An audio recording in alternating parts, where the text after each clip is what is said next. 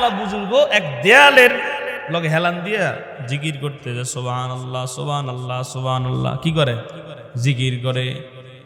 এমন সময় তার উপরে যে দেওয়ালটা সেটা ভেঙে পড়তেছে, আর একজন মানুষ তার হাত টান দিয়া বাঁচায়া দিছে। বলেন তো এই বুজুর্গ তার জন্য দোয়া করবে কিনা? দোয়া করতেছে, ভাই আপনি আমার এত বড় বিপদ থেকে বাঁচায়া দিলেন, আল্লাহ আপনার মঙ্গল করুক। আমি দোয়া রাখেন। কেন? দোয়া করার লাগবো না। কেন দোয়া লাগবো না? আমি হইলাম ইবলিস। ইবলিস, তোমার কাম তো মানুষরে ধোকা দেওয়া, মানুষরে বিপদে ফেলা, তুমি বিপদ থেকে বাঁচাইলা কেন? বাঁচাইলাম, তারও একটা উদ্দেশ্য আছে। কি উদ্দেশ্য বলো? এবার শয়তান বলতেছে, এই দেওয়ালটা যখন আপনার মাথার উপরে ভেঙে পড়তেছে, আমি দেখতেছিলাম আপনি জিকির করতেছেন। কি করে? এই জিকিরের হালতে যদি তোমার মরণ হয় তুমি জান্নাতি হয়ে যাইবা। আমি এই জন্য বাঁচাইলাম, পরের বার মরার সময় বেঈমান বানানোর চেষ্টা করব। জোরে কোন নাউজুবিল্লাহ। বুঝেননি?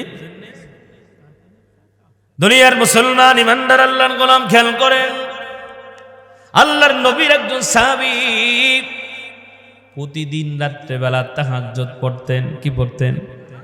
তাহাজ্জুদ পড়তেন। একদিন রাত্রেবেলা উঠতে পারেন নাই। কি করে নাই?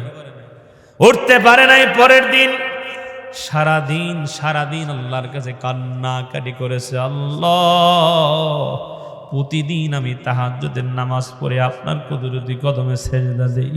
ওগো মালিক, আমি উঠতে পারি নাই, জাগনা পাই নাই। ওগো আল্লাহ, তুমি আমার মাফ করে দাও। সারাদিন কি করছে? সারাদিন কান্নাকাটি করেছে। এবার পরের দিন তাহাজ্জুদের সময় একজনে ডাকতেছে, ভাই সাহেব উঠেন, তাহাজ্জুদ পড়তেন না নি? এবার কইতেছে, তুমি কিডা? আমি ইবলিস। তোমার কাম হলো মানুষকে নামাজ পড়া থেকে বাধা দেওয়া, তুমি আমার ডাহ কেন? গতকালকে তো বাধাই দিছিলাম, গতকাল মাথাটা একটু টিপা দিছিলাম। তাহাজ্জুদের রক্ত যখন চলে গেছে, আমিও বিদায় হয়ে গেছি, তাহাজ্জুদ আপনারে পড়তে দেই নাই। কিন্তু এই যে তাহাজ্জুদ না পড়তে পারার কারণে পরের দিন সারাদিন আল্লাহর কাছে এমন ভাবে কান্নাকাটি করেছেন, এক রাত্র তাহাজ্জুদ পড়তে পারেন নাই। কান্নাকাটির বদৌলতে আল্লাহ 1000 বছর রাত্র তাহাজ্জুদ পড়ার সওয়াব আমলনামায় দিয়ে দিছে। আর আমি আজকে ডাকতেছি কেন জানেন? যে আজকে ডাককে দেই এক রাত্রে তাহাজ্জুদ পড়ে এক রাতের সওয়াব নেন, 1000 রাতের সওয়াব দেওয়া যাবে না।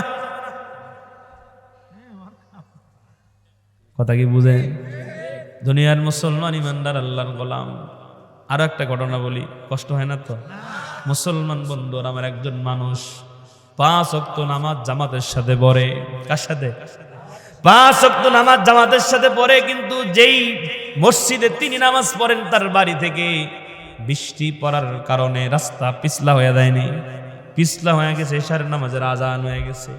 অজু করিয়া পাঞ্জাবি গায়ে দিয়া অন্ধকারের মধ্যে মসজিদের দিকে যখন যায়, হঠাৎ করিয়া পিছলা খায়া পড়ে গেছে। এবার আবার গেছেন বাড়িতে, পাঞ্জাবি পাল্টায় আবার যাইতেছে, আবার পড়ে গেছে। কয়বার হইল?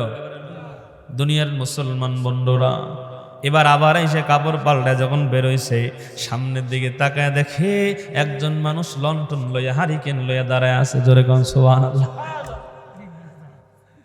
দুনিয়ার মুসলমান ইমানদার আল্লাহর গোলামের, আসুন।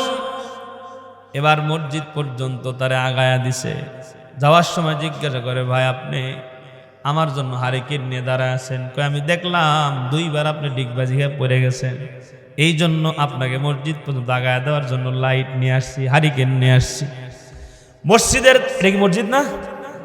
মসজিদের একবারে সিঁড়ির কাছে যখন আসছে, এবার বলেন তো, আপনাকে যদি কেউ মসজিদ পর্যন্ত আগায়া দেয়, আপনি কি তার এই কথা বলবেন না যে ভাই এত দূর পর্যন্ত আগায়া দিলেন, আপনি নামাজ পড়তেন না?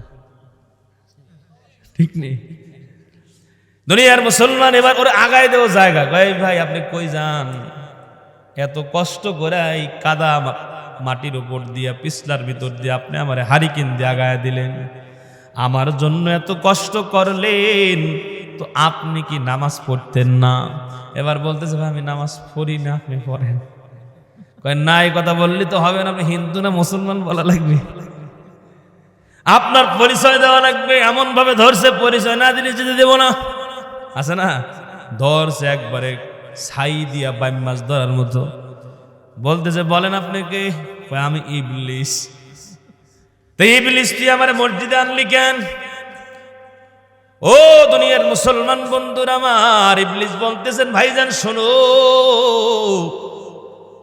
আমি আমি আমি একটু ষড়যন্ত্র করি আপনার পিছলে খাওয়া ফালায় দিছিলাম, কিন্তু প্রথমবার পড়ার পরে যখন পাঞ্জাবি পড়তে গেছেন, আসমানের মালিক আল্লাহ এই যে জামাতের গুরুত্ব অন্তরে থাকার কারণে আল্লাহ আপনার জিন্দেগির গুনাহগুলো ক্ষমা করে দিয়েছে।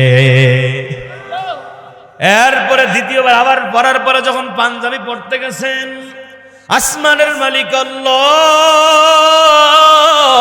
তোমার পরিবারের প্রত্যেকটা সদস্যের গুনাহগুলো মাফ করে দিয়েছে। জোরে করে আল্লাহু আকবার। আমি এবার আশঙ্কা করতেছিলাম, আবার যদি পড়িয়া যাও, আবার যদি তুমি বাড়ির মধ্যে কাপড় চেঞ্জ করতে যাও, আল্লাহ এই এলাকার সমস্ত মানুষদেরকে ক্ষমা করে দিতে পারে। এই জন্য যতদূর পর্যন্ত ক্ষমা হয়েছে হোক, আমি একটু হারিকেন দিয়ে তোমার মসজিদ পর্যন্ত আগায়া দিই।